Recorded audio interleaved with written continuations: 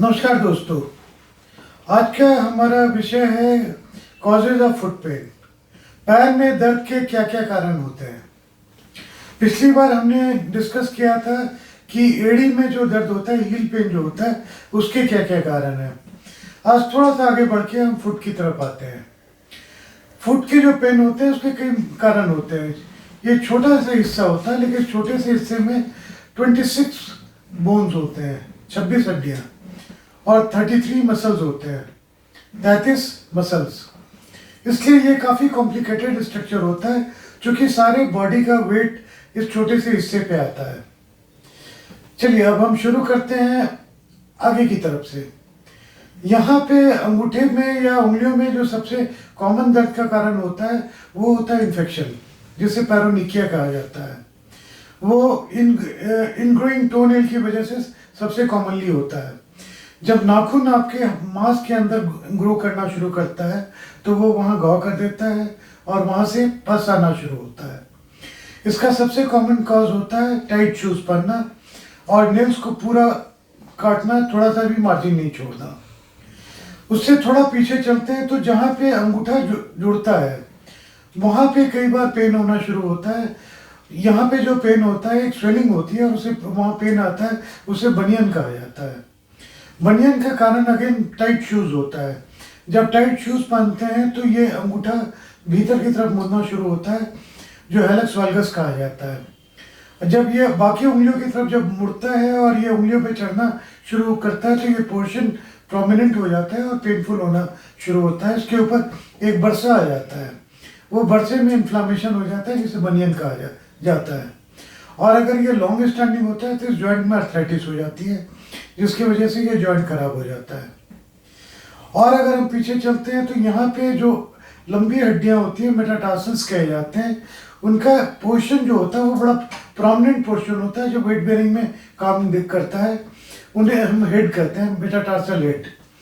तो जब उस पर प्रेशर ज़्यादा आता है, ये प्रेशर ज़्यादा आने का कॉज कई होते हैं, जिसमें सबसे कॉमनली होता है जब आपका पैर का कर्वेचर चेंज हो जा रहा हो, या तो फ्लैट फुट हो रहा हो या ये कर्वेचर एग्जैगरेटेड हो जा रहा हो, जो हम पेस केवस कहते हैं। इन दोनों कंडीशन में ये पोर्शन मेटाटार्सल हेड प्रोमिनेंट हो जाते हैं, और चूंकि सारा प्रेशर इन पे ज़्यादा आना शुरू होता है, ये पेनफुल हो जाते हैं। इसे मेटाटार्साल्जिया कहा जाता है। यहीं पे एक कंडीशन और होता है, जो सेकंड और थर्ड इन दोनों के बीच का जो मेटाटार्सल होता है, उसके बीच में एक नर्व होता है जिसमें एक ट्यूमर सा बन जाता है, न्यूरोमा बोला जाता है। इसको मॉर्टन्स न्यूरोमा कहा जाता है। तो वो इस एरिया पे काफ़ी पेनफुल हो जाता है। तो यहाँ बनियन हो गया, पैरोनिकिया हो गया, या इनग्रोइंग टोनेल, यहाँ पे मेटाटार्सल्जिया हो गया, और साथ में मॉर्टन्स न्यूरोमा हो गया। अगर और पीछे चलते हैं तो यहाँ पे एक फेशिया होता है, जो इस पोर्शन से, ये जो बोन होती है हील की, वहाँ से मेटाटार्सल हेड पे अटैच्ड होता है, जिसे प्लांटर फेशिया कहा जाता है। प्लांटर फेशिया में कई बार इन्फ्लामेशन हो जाता है, जिसके कई कारण होते हैं। फॉल्टी शू वियर, फिर अगेन उसका कॉज होता है, या पैर का कर्वेचर जब चेंज होना शुरू होता है, या कई बार आप बहुत ज़्यादा खड़े रहते हैं या बहुत अचानक अनएक्स्टम चल जाते हैं, तब ये इन्फ्लेम्ड हो जाता है। इसे प्लांटर फेशियाइटिस कहा जाता है। पैरों में दर्द का सबसे कॉमन कॉज जो है प्लांटर फेशियाइटिस होता है, जब इस जगह पे दर्द होना शुरू होता है। वैसे ही एक और कॉज काफ़ी कॉमन होता है, जो स्ट्रेस फ्रैक्चर होता है। ये जो मेटाटार्सल्स होते हैं, जब अचानक आप किसी कंपटीशन के फिजिकल एग्जामिनेशन की तैयारी करना शुरू कर देते हैं, जबकि आपकी आदत ना हो, या अचानक आप बहुत ज़्यादा वॉक करने लगते हैं या पहाड़ों पे चढ़ना शुरू करते हैं, तो ये बोन में फ्रैक्चर आ जाता है अनएक्स्टम्ड एक्टिविटी से, जिसे स्ट्रेस फ्रैक्चर कहा जाता है। कई बार ये एक्सरे में दिखता भी है, कई बार नहीं दिखता है। जब नहीं दिखता है तो बोन स्कैन करवाया जाता है या एमआरआई पिक करता है। उसके अलावा ये जो जॉइंट है, ये जो 3-4 हड्डियाँ दिख रही है, ये मिड फुट कहा जाता है। इसमें अगर फ्लैट फिट हो या डायबिटीज हो तो ये इसमें अर्थराइटिस सेटिंग करना शुरू कर देता है। तब इस यहाँ पे मिड फुट पे पेन आना शुरू हो जाता है। वैसे ही डायबिटिक न्यूरोपैथी होती है। डायबिटिक न्यूरोपैथी में भी पैरों में दर्द आना शुरू होता है।